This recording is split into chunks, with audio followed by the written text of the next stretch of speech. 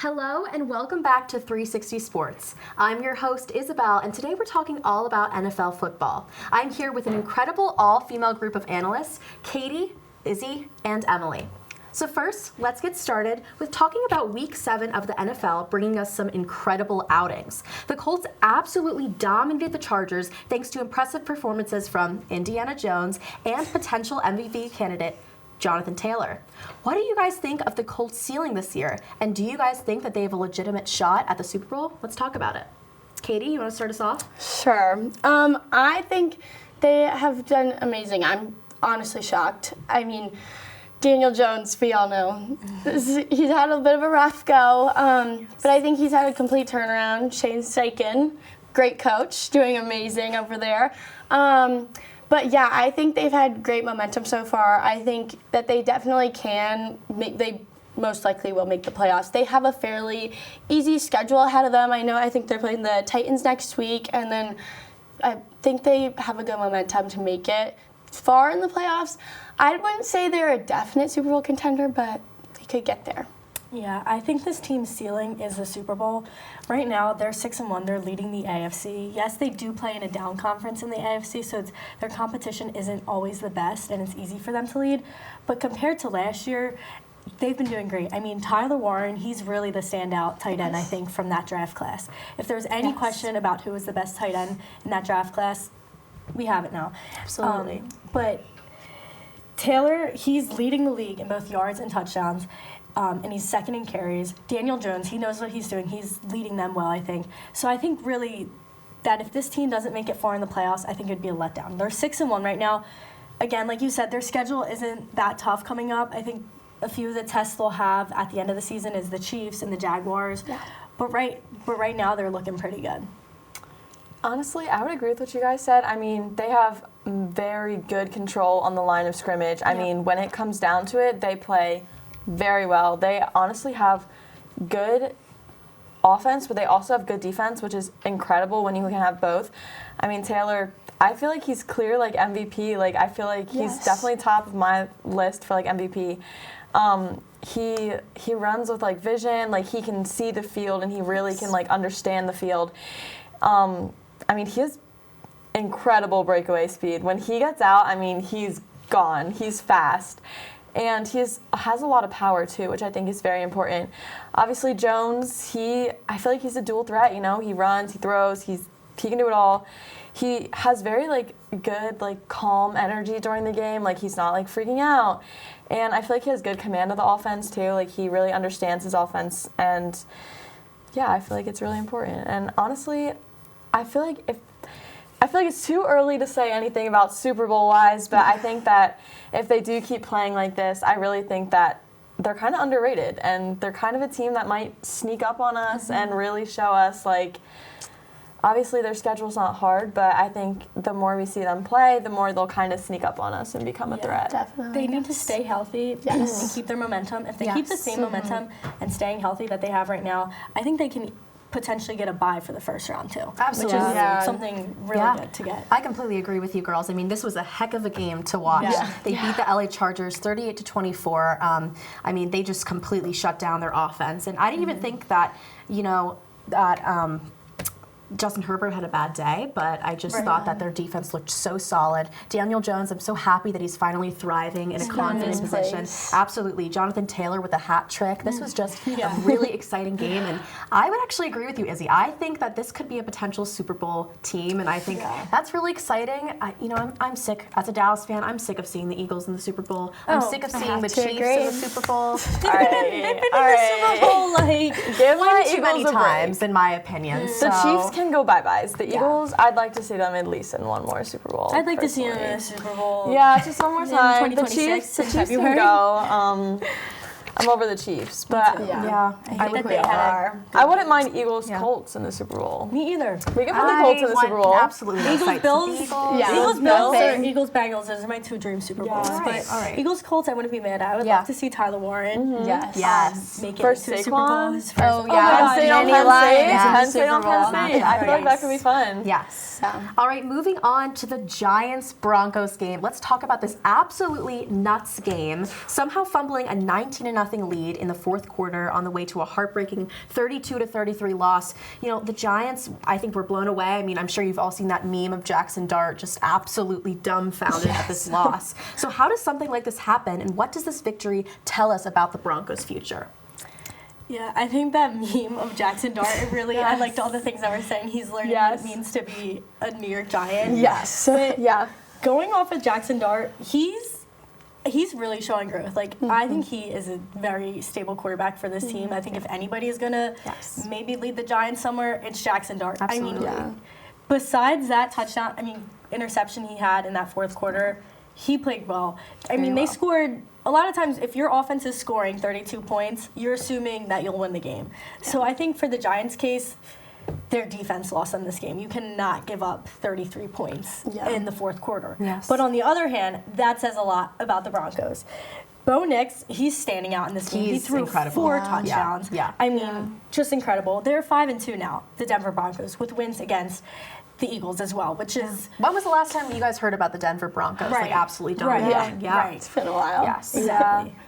But I think that they're emerging as a dark horse in the AFC. I think that's another one that's kind of like a silent killer, like the Colts. I think 5-2, 6-1. These teams, they're looking good. If Bo Nix continues to develop and the defense that they have right now is staying aggressive, this team looks like that, if they're staying healthy, that they can be dangerous. And I think that this game against the Giants, I think it says a lot more about the Broncos to be able to score 33 points in the fourth quarter. Yes. That's just Unheard of. and then it's also like, what is the defense on the New York Giants doing? Yeah. Like, how do you let that happen? You're right. I feel like, honestly, they just took their foot off the gas. You know, they were playing strong, they were playing good, and I think that they got it in their mind that they were going to win. They got cocky, and I think that it turned into turnovers and blown coverages, poor clock management. I mean, they should have been watching that clock. They should have been like, oh, they're coming back. We gotta. I think they just they didn't adjust. They didn't readjust after the Broncos started coming back and started dominating. The Giants didn't readjust. They didn't fix their game plan. They didn't take that time out to really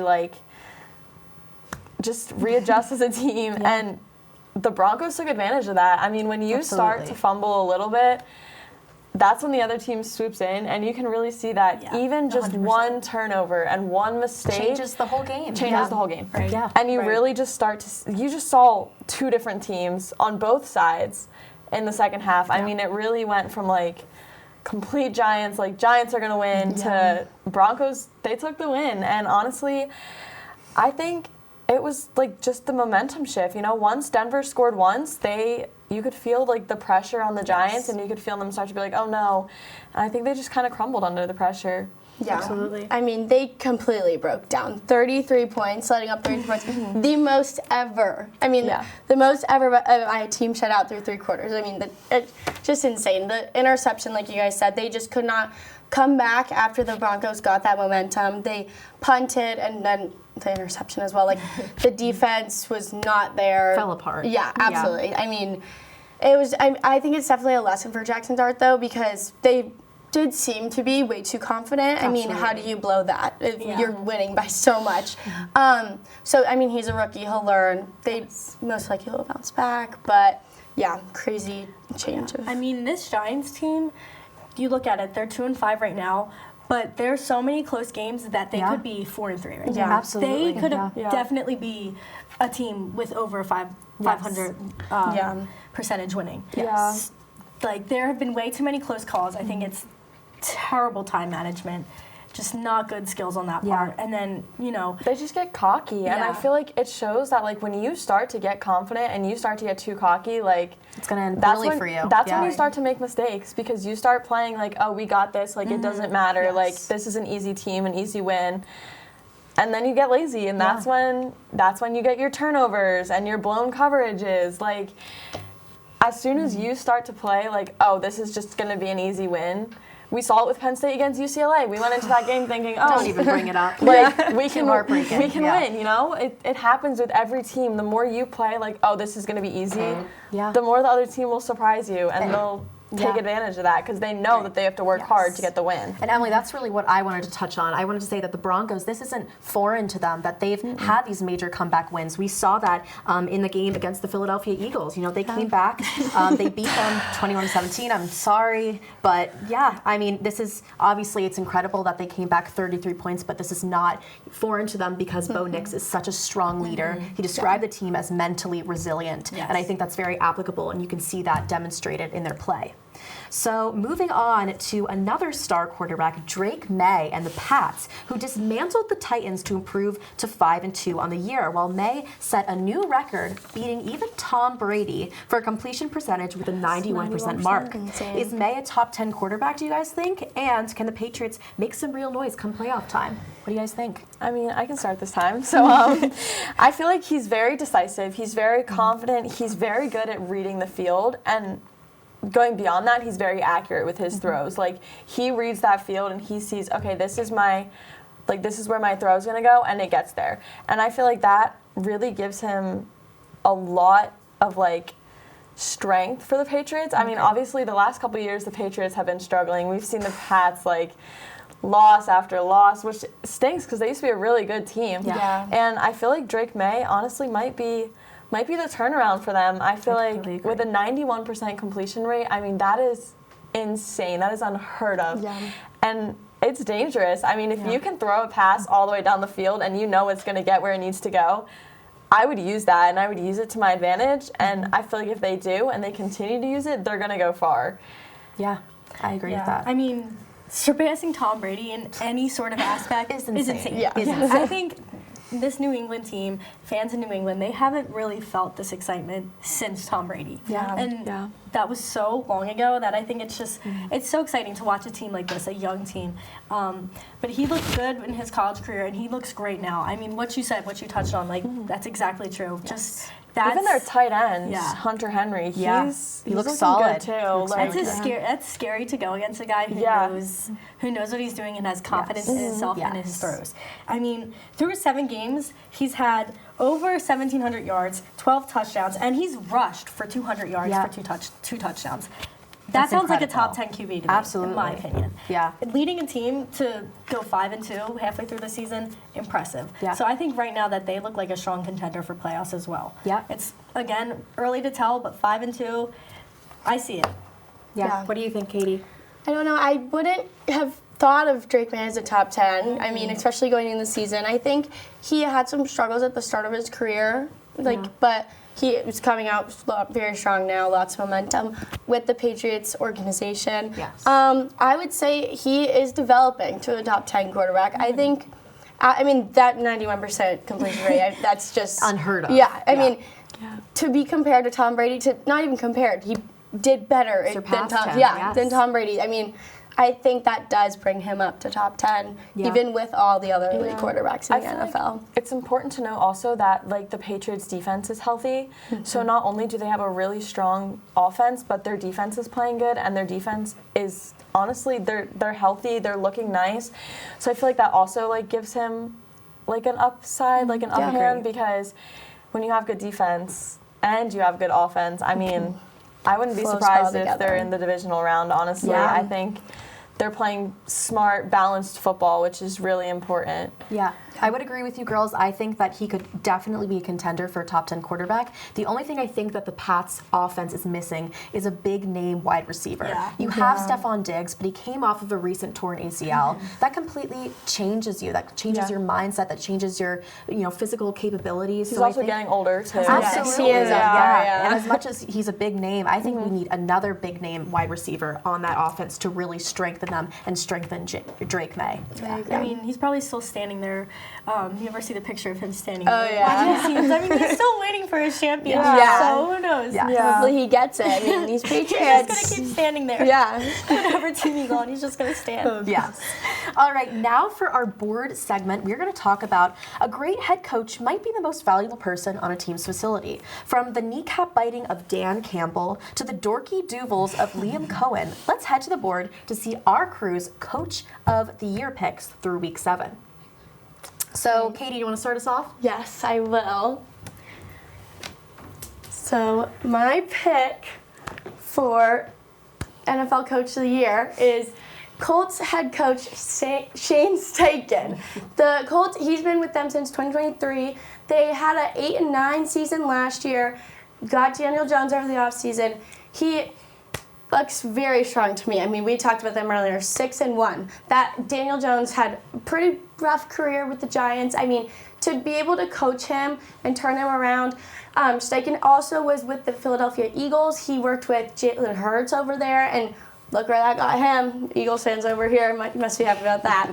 So I think he has also been producing a very strong defense. They have just completely turned the organization around, and I think with his offensive coaching, he is play calling for them. I think he's very high up in the running for NFL Coach of the Year.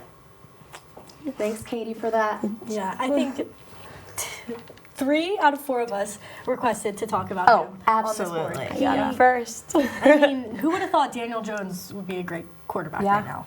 I Who would would have have thought never he would be imagined. leading a 6-1 team? And I'm so happy for him. Like, Same. he's I know. finally Me too. thriving in a position. He's a too. good guy. You know, you want to root for him, even though Right. he played for the Giants, which, you know, are Commanders, technically all of Cowboys, our Eagles. We have rivals. Yeah, almost all the technically. NFC East I here. like the Giants. That's a controversial take. Yeah. That is It pretty is crazy. controversial, but I actually really like Jackson Dart and Cam Scatterville. But that's not the topic of conversation right now. But I do like that pick a lot. I could Yeah. see him being Coach of the Year, even especially if they win the Super Bowl. Yeah. All right, Emily, you want to go next? Yes, I would love to. Okay, so my NFL Coach of the Year is Ben Johnson. I think, one, he's young. Obviously, I love a good young head coach because he's innovative, he's creative, he uses his offensive line mind to really help strengthen his team as a whole. I think that, you know, his team is built, not bought. I mean, he's taken young players from the draft, from trading, and he's really built them into stars. I mean, a couple years ago back, the Lions were kind of a joke in the NFL, and now I feel like they're really like contenders and they're competitive. And I think that he has a real connection with his team, and also his story matters. You know, context matters in the voting, and he has a long history in the NFL, especially for such a young coach. But yeah, I think Ben Johnson is a real contender. I think that's a really solid pick. I would agree. I think he's really changed the program. He's really turned them around. And yeah, I think the team sees great success with him as head coach. Yeah, but they're still the Bears, same old Bears. They Same old Chicago Bears. wouldn't go Yeah. that far. My Commanders got really Oh. upset by them. Sorry. No, I was at the game with the Hail Mary last year, and so I had high hopes for that game. But Yeah. it does seem that they have really bounced back from that. I mean, I would be devastated after that loss. So They're still the Bears. They're not great. yeah. But I feel like we saw what he did with the Lions. You know, Absolutely. he made them contenders, Yes. and I feel like he can do it with the Bears. You know, Yeah. he just needs a little time. It might not be this year that we see them really blossom, but I do think he is a good contender for Coach of the Year. It's a good pick. All right, moving on to Izzy. Let's see your pick.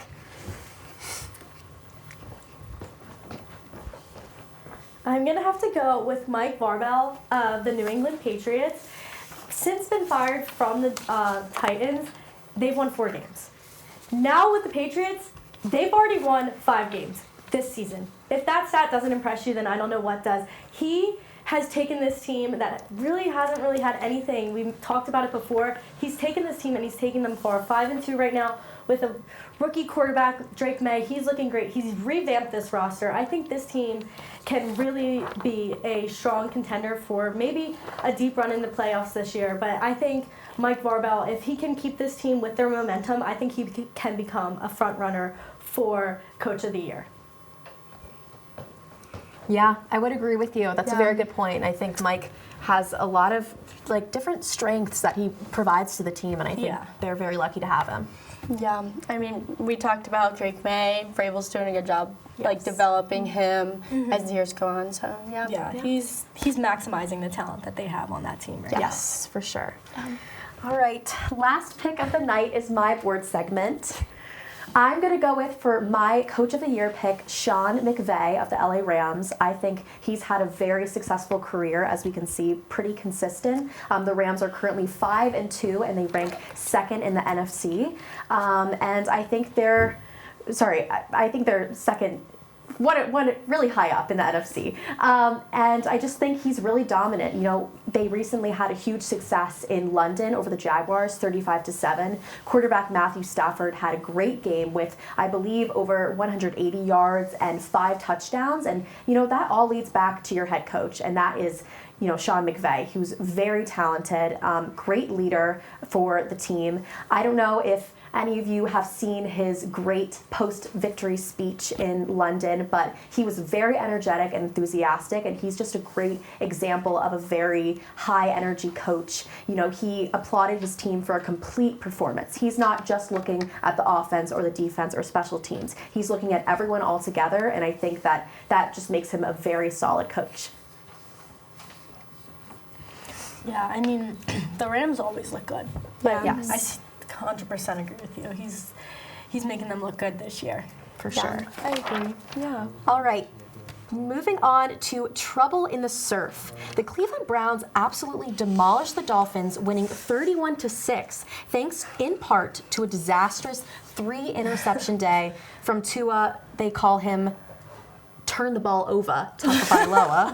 The Dolphins locker room is in shambles under head coach McDaniel after now being 1-6 in the season. And that begs the question, should the Dolphins clean house and commit to a rebuilding year, or do you think that they should stick it out and try to rediscover the spark that they had in 2023?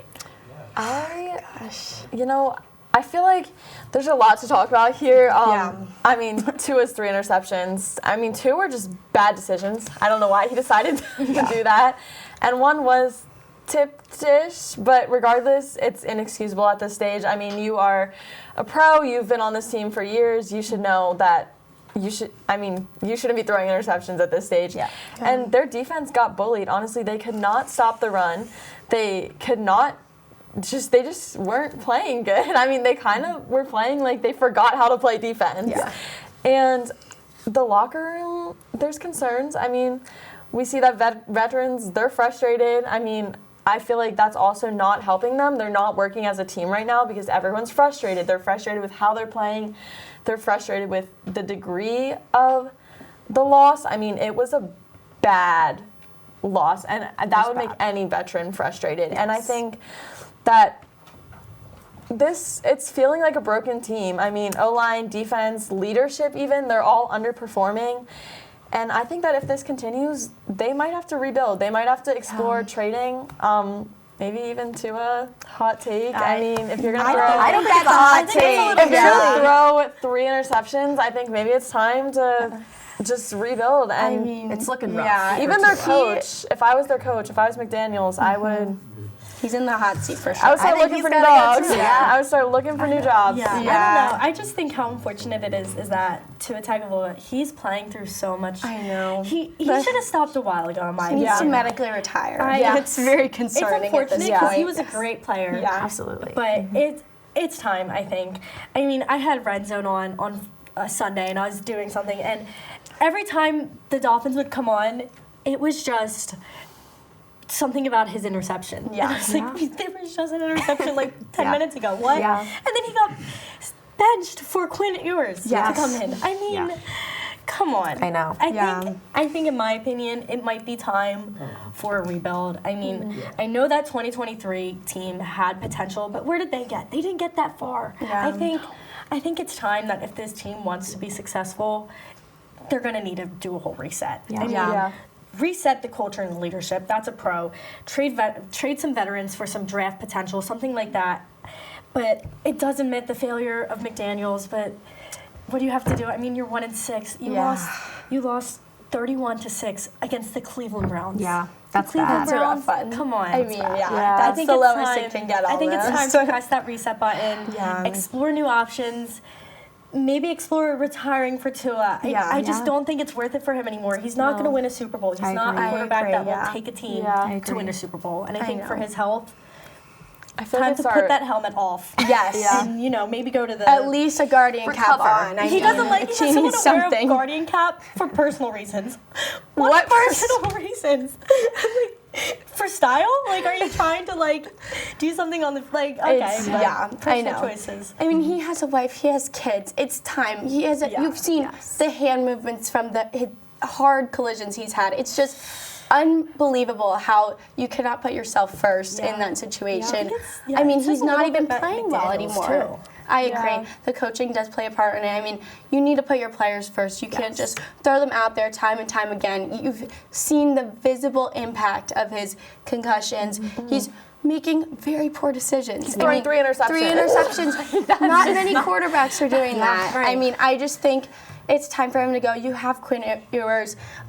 You can rebuild the program. Trades, draft picks, anything. You're young rookies and just young players, but I do think it's time for Tua to go. I like Mike McDaniel, but it might be time for him There's nothing to. working there anymore. I think they've all got to go. I think it's just got to be Too a far gone. clean house. Yeah. Tua, it's disappointing. You know, we were all rooting for him. We saw his great potential early on in his career, but with 10 season interceptions, and that's just, you know, after this recent week. You don't, Week 7. You don't know how bad it's going to get. Since 2019, he's had 4 documented concussions, and you know, there's probably documented. That's documented. There's probably way more that he suffered from, which is very concerning for his health. And I agree. I think it's time for him to pick the hay and get going. I don't know. I think a midseason blow up though would really just fully trash their season. Maybe tank for some draft stock. That could work. Absolutely. But it will definitely blow up the entire season for them. So they either, I mean, not that they have much going for them, but it will be their tanking for the draft. Yeah, absolutely. And moving on to our last segment of the show, we're talking all about Monday Night Football. We have some pretty heavyweight battle matchups. First, between 2 top NFC teams, the Buccaneers versus the Lions, who recently bounced back from that tough loss against the Chiefs. And then our second matchup is a late one. It's at 10 o'clock p.m. Eastern start. Staying up late. I going to bed. can't say I would be going up. I'd be staying up. But it's the see it. Seahawks versus the Texans. So who do you guys think are some of the key players on these teams, and who will escape this week with a victory? Let's talk about it. I think Bucks and Lions, that's going to be a game to watch. Yes. I mean, Jared Goff versus Baker Mayfield, that's Great matchup. Two so top fun. quarterbacks. That's just so fun to Yeah. watch. I mean, both teams are looking hot right now. Both teams are revving up their season. But I think that this game could go both ways. But I honestly do see it going with the Lions. I see them winning. They're hot. They're healthy. Really? This team, when they're healthy, they are dangerous. They're good. So, and they're at home. So I see them winning. Yeah. What do you think, Emily? I mean, obviously the Lions are coming off a tough loss, but I feel like that's going to give them, I think it's going to give them a lot of fuel and anger. They're going to be playing to redeem themselves. And the Bucks, I don't know, they have one of the most efficient offenses in the NFC right now, so it's going to be really hard to keep them under wraps and to keep them, from scoring, but I think it's going to be close. I think the Lions are going to take it, to be honest. Really? Yeah, I mean, they're at home. They need to bounce back. I think they have a lot riding on this game, and so I think that we're going to see them playing to win. Yeah, I agree. I think the Lions will come out very strong after last week. They've been doing great. Their players, Amon-Ra St. Brown, Jahmyr Gibbs, David Montgomery, all key people that just really motivate and give that offense momentum. Jared Goff, he's doing great. But I think the Bucs might struggle a bit. They've had some injuries. I know Bucky Irving is out. Mike Evans is coming back. So he will be back. He's one of their best receivers, but probably rusty because he hasn't been in since, I think, a week 3 injury against the Jets. So he's back after a hamstring injury. I think it'll be very close, but I think Detroit will take it. I mean, I just think they really are fighting back after last week. So, Yeah. I mean, I'm sure Dan Campbell is riding Not them, happy. so I'm sure he's probably getting them fired up to be at home, and I'm sure.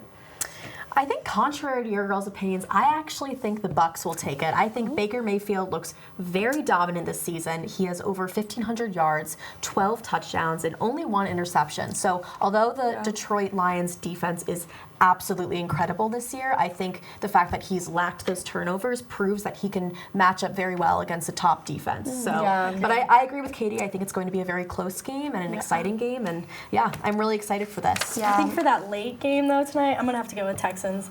CJ Stroud, that's my fantasy Yes. QB after Burrow, you know. Oh, But I'm hoping for Texans. They had a great win last week, so I see them winning that game. Yes.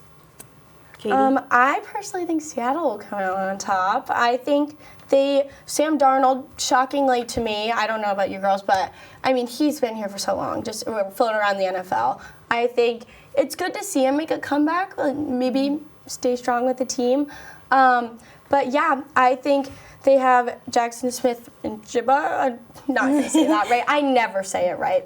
So we'll see about that one. But and then Texans have Christian Kirk out with a hamstring. They do have Nico Collins, Dalton Schultz, but I don't know. I just think that the passing yards are better for Sam Darnold. He's a lot more than C.J. Stroud. So yeah, I think the Seahawks take it. Emily, any short, sweet comments you have? So, I mean, obviously the Texans are coming off a bye, which does help them. But I think with the Seahawks being at home, I think as long as they can keep their defense in check and play a strong offense, I think that they could come out on top.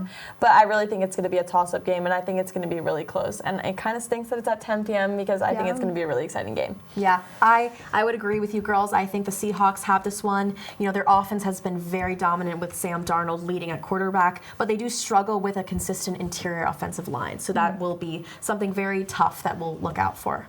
Yeah. Well, thank you, girls. I hope you guys had so much fun. I know I had a lot of fun talking NFL tonight. And make sure to tune in to tomorrow's show.